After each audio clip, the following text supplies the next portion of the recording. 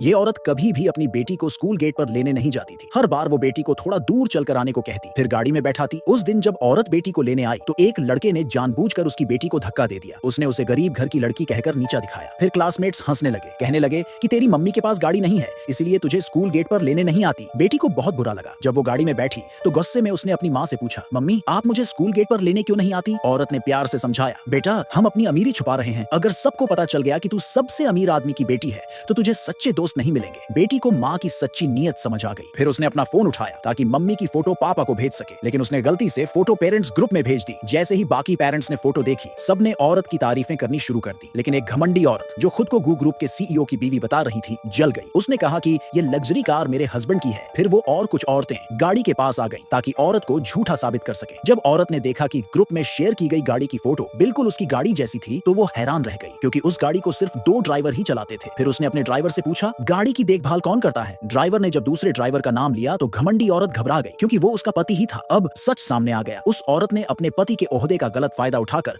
खुद को सीईओ की बीवी बताया था, और ये भी झूठ बोला कि गाड़ी उसके पति ने उसे गिफ्ट में दी है। फिर उसने गुस्से में कहा, तुरंत इस गाड़ी से बाहर निकलो। लेकिन जब बेटी ने कहा, मुझे डर लग रहा है, तो औरत ने ड्राइवर को घर ले चलने को कहा। घमंडी औरत ने फिर गुस्से में एक वॉइस मैसेज भेजा, अगर इस औरत ने मेरी गाड़ी गंदी कर दी तो ये जिंदगी भर भरपाई नहीं कर पाएगी। ये सुनकर औरत हैरान रह गई। उसे लगा कि उसके पति की कहीं और भी एक बीवी है। पर बेटी बोली, पापा का पूरा पैसा तो मम्मी संभालती है। अगर पापा दूसरी औरत रखना भी चाहें तो उनके पास पैसे ही नहीं होंगे। मगर घमंडी औरत फिर भी चुप नहीं हुई। उसने टीचर से कहा, इस औरत को ग्रुप से निकालो। टीचर ने भी हाँ में हाँ मिला दी और कहा कि बच्चों को गलत सीख मिल रही है। औरत ने समझाने की कोशिश की, लेकिन टीचर ने उसकी बात काट दी। फिर घमंडी औरत ने अपने बेटे की बर्थडे पार्टी का इनवाइट सब पेरेंट्स को भेजा, सिर्फ औरत और उसकी बेटी को छोड़कर। लेकिन जब औरत ने देखा कि पार्टी ग्रीनफील्ड विला में हो रही है तो उसे कुछ अजीब लगा। उसे याद आया कि उसके पति की एक विला भी उसी नाम से सबर्ब्स में थी। घर जाकर औरत ने पति से बात नहीं की। पति को कुछ समझ नहीं आया तो बेटी ने वही सवाल पूछे जो माँ ने उसे पहले ही याद करवा दिए थे। बेटी ने हिंट दिया, आज हमारी लिमिटेड एडिशन कार को किसी और औरत ने अपना बताया। अब सीईओ को सब समझ आ गया। उसने वही कसम खाई